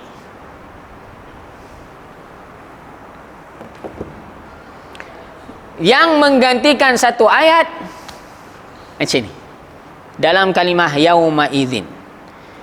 Tapi saya bagi contoh lain. Kita baca surah Az-Zalzalah. Iza zulzilatil ardu zilzalaha, apabila telah digoncangkan bumi segoncang-goncangnya, sedahsyat-dahsyatnya. Wa akhrajatil ardu athqalaha, dan bumi telah mengeluarkan segala bebanannya. Wa qala al-insanu ma laha, manusia berkata apakah yang telah berlaku terhadapnya, terhadap bumi. Yauma idzin, pada hari itu. Hari apa? Hari kiamat. Dengar saya terjemah laju apabila digoncangkan bumi sedahsyat-dahsyatnya dan dia mengeluarkan segala bebanannya, dan manusia mula berkata apakah yang telah terjadi kepadanya pada hari itu. Hari itu tu merujuk pada hari apa? Hari apabila bumi digoncangkan dengan sedahsyat-dahsyatnya. Maknanya yauma idzin, yauma idza zulzilatil ardu zilzalaha. pada hari itu maksudnya pada hari bumi digoncangkan sedahsyat-dahsyatnya. Itu satu ayat kan? Ya. Jadi pada hari ini kat sini, kemudian pasti kamu akan ditanya pada hari itu, merujuk kepada hari apa? Hari kamu semua melihat neraka jahanam. Ada tak ayat sebelum ni? La tarawunnal jahim. Ada kan? Kamu pasti akan melihat neraka jahim. Neraka, bukan neraka jahim, neraka yang marak menjulang. Pada hari itu kamu akan ditanya. Pada hari itu maksudnya pada hari apa? Pada hari kamu melihat neraka jahim. Okey? Nampaknya macam tinggi kan? Biarkan. Okey, kita tengok surah Al-Qari'ah. Nanti kalau nak lebih faham nanti saya tulislah contoh dia di waktu yang lain. Okey, kita masuk mukadimah sedikit surah Al-Qari'ah. Al-Qari'ah ni maksudnya apa? Al-Qari'ah ini hari kiamat.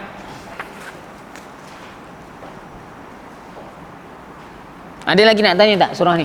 Tak ada Tak ada Okey, Al-Qari'ah tu maksudnya apa? Hari kiamat. Kenapa nama dia Al-Qari'ah tu? Kenapa Al-Qari'ah itu merujuk kepada hari kiamat?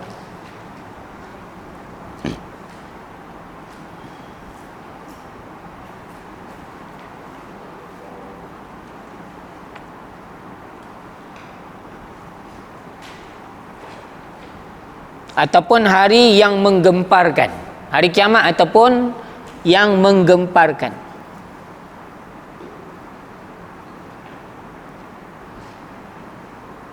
Pernah tak tiba-tiba kita dengar satu bunyi yang menyebabkan kita takut? Pernah tak? Nah, bunyi apa?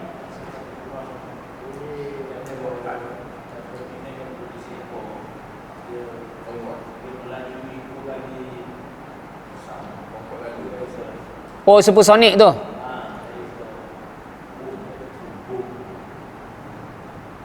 Yang pecah tingkap habis tu. Oh, ayolah kita kalau kita dengar satu bunyi yang pelik sampai hati tu dia boleh bergegar, rasa macam nak terkeluar. Itulah maksud dia, Al-Qari'ah. Hari yang menggemparkan.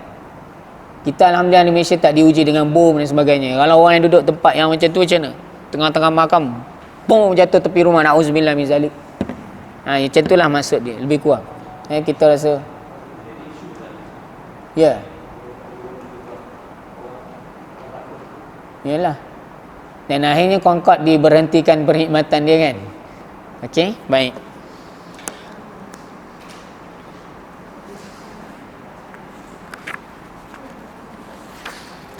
Dan Al-Qari'ah ini surah apa?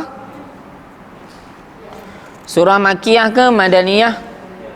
Surah Makkiyah.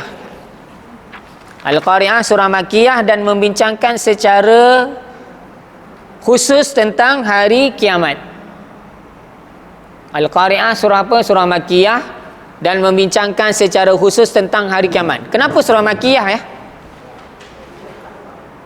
Ya, faham, diturunkan sebelum hijrah. Makkiyah ni diturunkan sebelum hijrah. Kenapa surah ini surah Makkiyah? Kenapa diturunkan sebelum hijrah?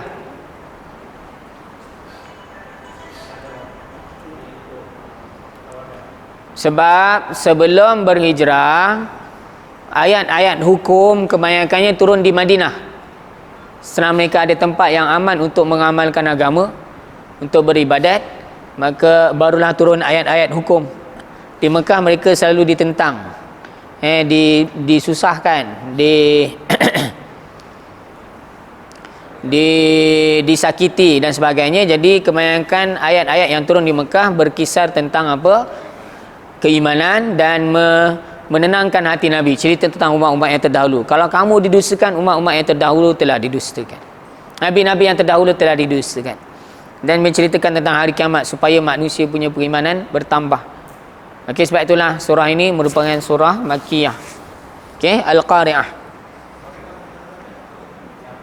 Ya? Tu, ahli Qaryah tu. Tak, itu Qaryah, itu kampung. Qaryah. Orang Melayu sebut Kariah. Itu Korea. Bahasa Arab dia ini. Qaf, orang Melayu tak sebut qaf. Orang Melayu malah nak sebut qaf. Qadir jadi Kadir. Sampai kat utara Kadiak. Ya. Pandai dah. Okey. Ini ahli qaryah kita. Oh, tak adalah Imam. Okey, untuk ahli qaryah tak ada. Oh, untuk ahli karyah, K-A-R-A-A-H, karyah. Jadi tak betul tu sebutannya. Ni sebutan ni. Qaryah ni kampung.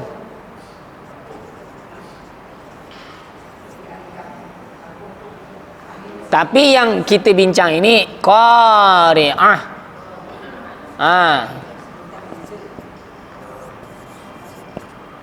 Qari'ah.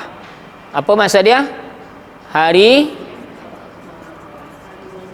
kiamat ataupun hari yang menggemparkan. Qari'ah. Okey.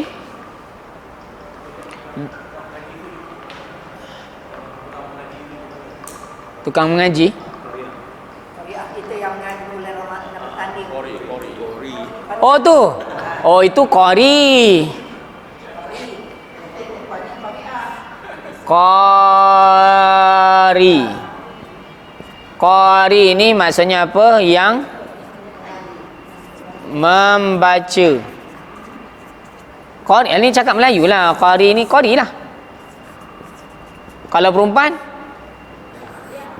bukan Korea. Bukan Korea.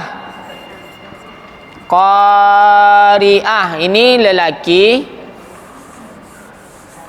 Ini laki, ini perempuan.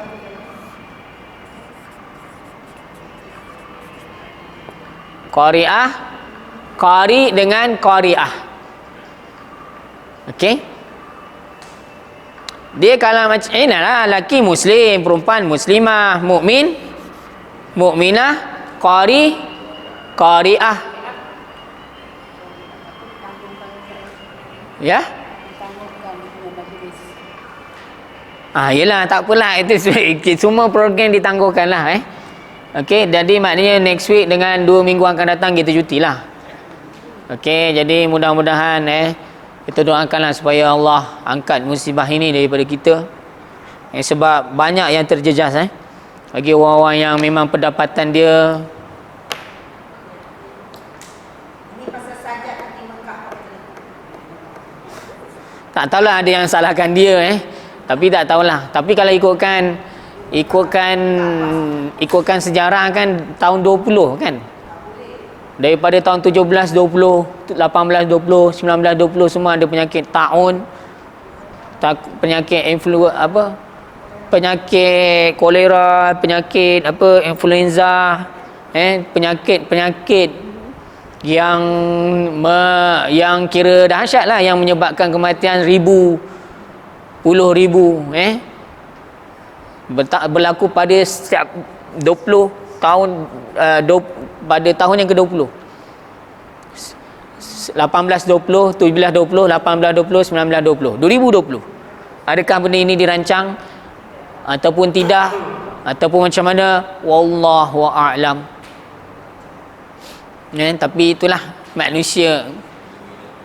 Tak tahulah. Wallahu a'lam. Kita nak ulas pun ini dah di luar kemampuan kita. Kita tak pasti. Okey, al-qari'ah.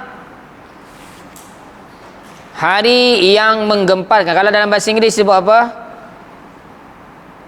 C-A-L-A-M-I-T-Y. C-A-L-A-M-I-T-Y. Apa tu? Kalah mati. Kalah. Ya, itulah maksud al-qari'ah bahasa Inggerisnya.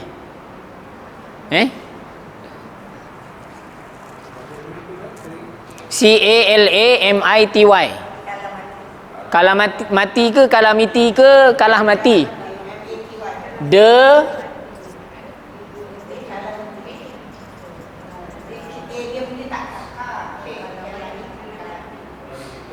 Ini masuk Al-Qari'ah. Bahasa Inggeris.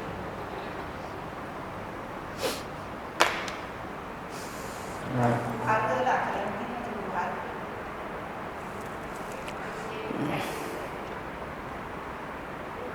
Ada yang terjemah the striking disaster. The striking disaster. Apa terjemahan Melayu ni? Kalau striking disaster, bencana yang menyerang. Bencana lah. Ya. Okey, jadi nanti di dalam ayat itu, dalam surah Al-Qari'ah akan dibincangkan secara detail apa macam mana berlaku pada hari itu. Okey, saya padam yang ni dah Jadi yang ni kena hati-hatilah. Qari'ah ni kampung, Qari'ah ni hari kiamat, hari yang menggemparkan. Qari'ah pembaca, Qari'ah itulah perempuan.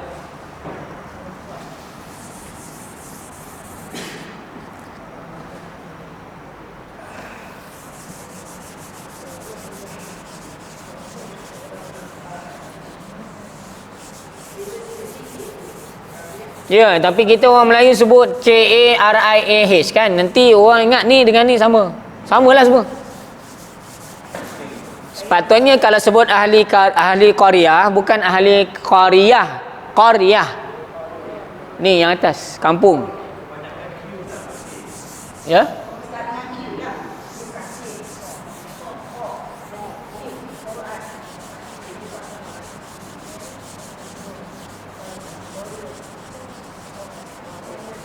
Macam korban lah. K ke Q? Ya kah? Orang Melayu tulis Q ke K? Ya, orang Melayu tulis K. Itulah masalah.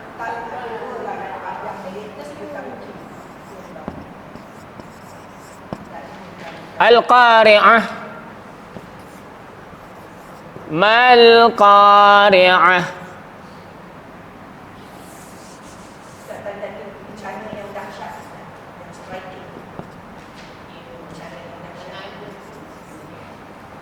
Okey, hari yang Al-Qari'ah, hari yang menggemparkan. Al-Qari'ah, hari yang menggemparkan. Mal Qari'ah. Mal Qari'ah. Apa makna Mal Qari'ah? Apakah Al-Qari'ah, hari yang menggemparkan itu? Al-Qari'ah, hari yang menggemparkan. Apakah Al-Qari'ah, hari yang menggemparkan itu? Ya.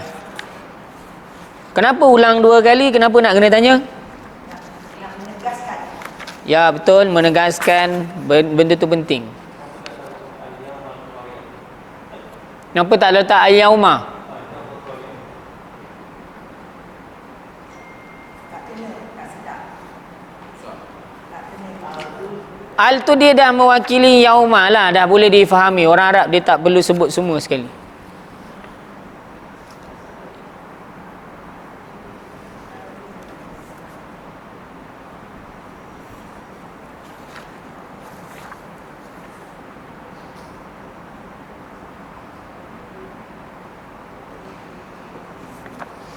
Al-Qari'ah, hari yang menggemparkan itu.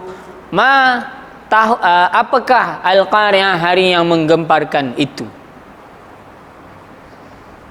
Okey. Yang ini di dalam grammar ini adalah isim fi'il haraf. Al-Qari'ah, isim mula ayat. Isim mula ayat adalah mubtada'. Mubtada' baris depan. Kena cari khabar. Ma di sini mubtada' lagi sekali. Yang ni tuan-tuan dan puan telan saja. Al-Qari'ah ini khabar. Sebelum tu ma di sini adalah apa nama dia? Isim. Soalan ni, apakah hari yang menggemparkan itu? Ma tu mubtada', Al-Qari'ah ini khabar. Dua-dua ni akan jadi apa? Khabar.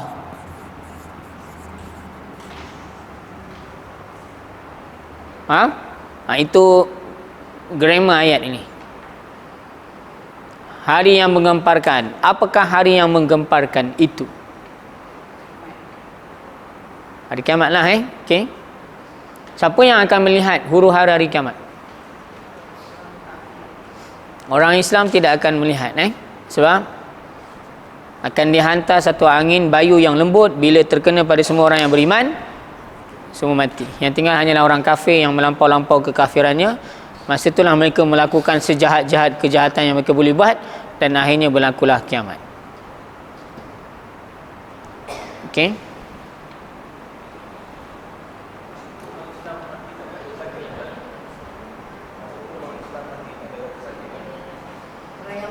Dia kena pada angin tu, kena pada orang Islam akan mati. Dia sakit ke tak? Iaitu wallahu alam. Tapi setiap manusia bila mati kan sakaratul maut tu kan sakit. Sakit kan? Nabi kata apa? Oh, macam ni ke sakitnya? Kalaulah macam ni sakitnya, boleh tak kalau aku menanggung semua segala kesakitan umat aku? Itu sayangnya Nabi pada kita. Berkorban untuk sampai ke akhir hayatnya. Apa pengorbanan kita terhadap Nabi? Tepuk dada, tanya iman kita sendirilah. Tak payahlah cek orang lain, kita tengok diri kita lah. Ni tak payah tengok orang lain ni, kamu ni apalah. Sebab benda yang paling best apa? Manusia suka buat hari ni, benda paling best apa? Jadi hakim. Semua nak jadi hakim. Orang tu tak betul, orang ni tak betul. Dia tak tengok diri dia.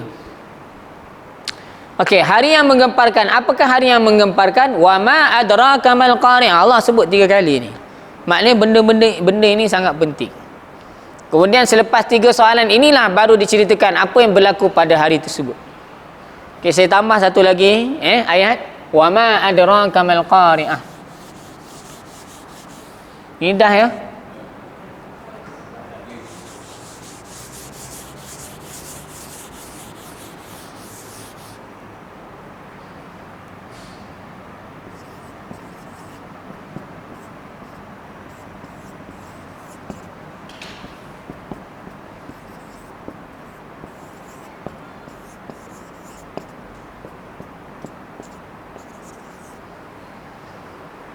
Waw haraf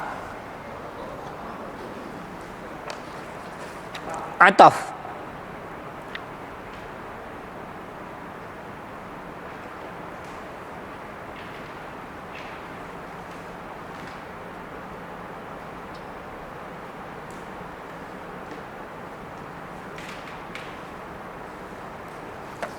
Okey, yang ni pun tuan-tuan dan puan tak payah pening-pening fikir makna dia. Sebab kalau fikir dari segi logik bahasa Melayu, kita memang tak akan faham apa logik ayat ini kat sini. Ayat mubtada' khabar kan? Ini macam mubtada' khabar ke ni? Hari yang menggemparkan itu. Apakah hari yang menggemparkan itu? Adakah ini jawapan ataupun cerita kepada yang ni? Dari segi logik, hari yang menggemparkan itu. Apakah hari yang menggemparkan itu? Adakah ini cerita kepada yang ni? Jangan fikir. Yang ni tak payah fikir. Samalah dengan yang ni pun, tuan-tuan dan puan tak payah fikir dia punya logik. Sebenarnya orang Arab ni, dia buat juga grammar dia kona kot mana supaya benda tu boleh jadi. Kalau tak boleh, dia reka lah macam mana pun. Sebab formula ini wujud bila? Ni istilah-istilah ni wujud bila? Istilah-istilah ni wujud setelah orang Arab bercakap dah berpuluh ratusan tahun baru wujud istilah mubtada' khabar. Jadi kadang-kadang ada yang boleh diletak, ada yang tak boleh letak. Okey? Maknanya yang ni lain sikit. Yang ni waw ni haraf ataf. Ma ni sama macam tadi, isim istifham.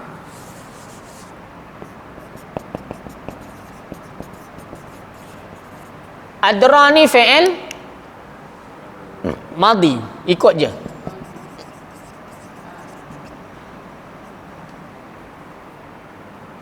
Ka popular dhamir. Ini dhamir Ni fi'il madi, dhamir dia apa kat sini? Dalam dia ada huwa. Kemudian yang ni formula dia dhamir melekat dengan fi'il akan jadi apa? Maf'ulun bi. Kemudian yang ni ulang yang sana. Ni. Ma isim istifham, kemudian dia mubtada, kemudian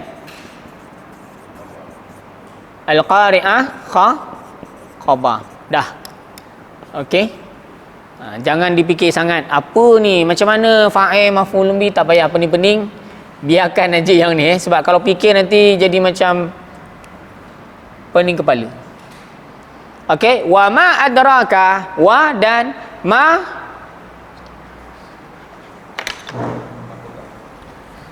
Okey. Ma adraka ni tuan-tuan dan puan akan jumpa banyak dalam Al-Quran. Ma adraka mal qari'ah, ma adraka mal hutamah, ma adraka ma hiyah, wa ma adraka mal haqah. Ma adra ini maksud dia apa? Kalau dalam terjemahan bahasa Inggeris ada dua cara terjemahan ma adra. What can make you know, what shall teach thee what. Itu terjemahan ma adra. Bahasa Inggeris dia apa terjemahan ma adraka?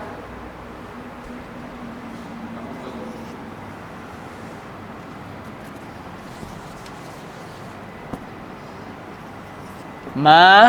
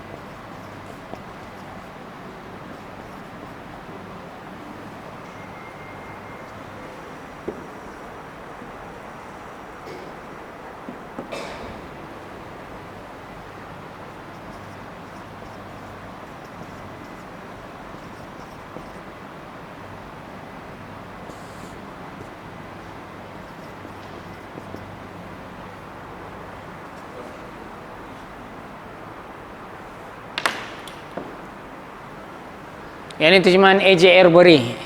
Arbery yang mengkaji Al-Quran. Dia orang putih A.J. Arbery. Apa maksud what can make you know? Macam mana nak translate ni bahasa Melayu? Ya, what can make you know? Apa yang boleh menyebabkan engkau tahu. Okey, jadi kalau nak terjemah Melayu macam mana? Wa ma adraka mal qari'ah, dan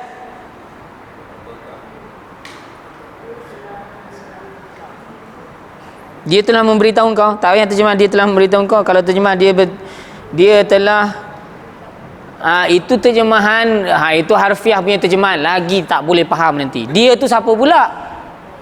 Jadi sebab itulah terjemahan belajar Al-Quran harfiah kalau tidak dipandu nanti kita lost.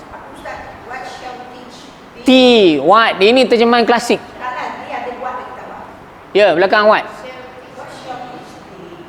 What? Itu dia cakap bahasa Inggeris lama. Ya, ini terjemahan. Ini terjemahan bahasa Inggeris klasik lah yang ni, yang bawah ni. Itu baca English literature Shakespeare. Ini Shakespeare lah yang bawah ni. Die, should not. Okey. Baik, jadi terjemahan Melayunya kalau dalam tafsir Pimpinan Ar-Rahman Jadi dia pakai ada THEE. ya, THEE. Okey, tambah. Okey, tak apa. Jadi kalau kita terjemah wa ma adraka, siapa yang terjemah tahukah engkau, tak betul. Siapa yang terjemah dan tahukah engkau, salah. Sebab terjemahan dia ialah what can make you know. Apakah sesuatu yang boleh menyampaikan, sesuatu ini dia tu, apa-apa medium yang boleh menyampaikan maklumat kepada engkau tentang apakah hari kiamat itu. Apakah yang dapat kamu?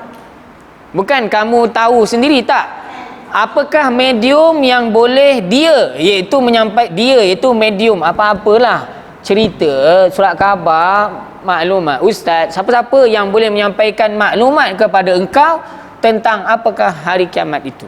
Bukannya engkau boleh tahu secara Medium itu isunya di situ adalah benda.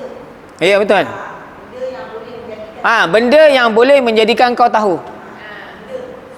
Yelah, sesuatu tu apa-apalah, tu saya kata benda tu medium apa-apalah yang boleh menjadi pengantara supaya bukan kalau kita terjemah, tahukah engkau seolah-olah macam kita tahu terus, tak? Jadi kita tak boleh terjemah wa ma adraka dan tahukah engkau. Sebenarnya terjemah itu tak betul.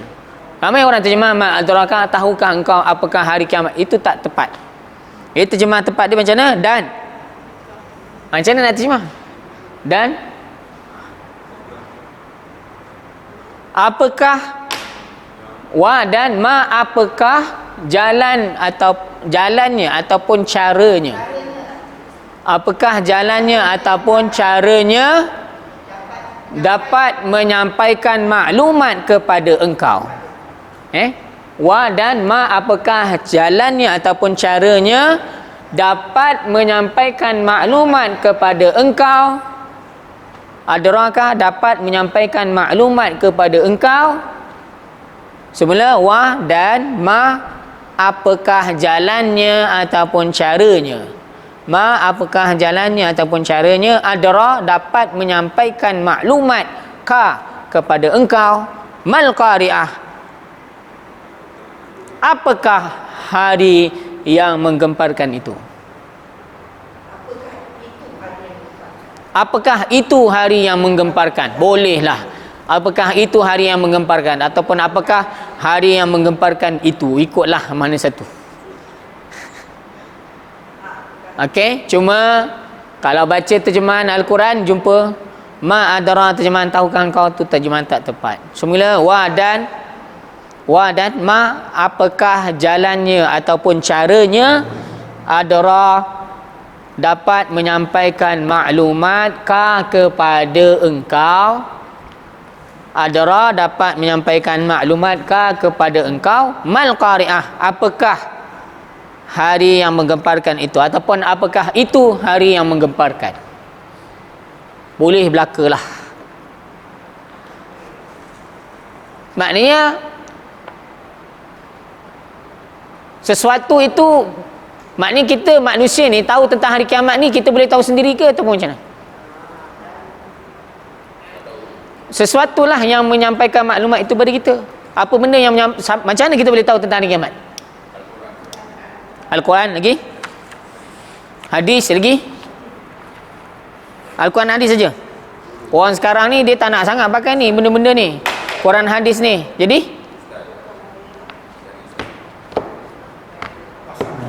WhatsApp,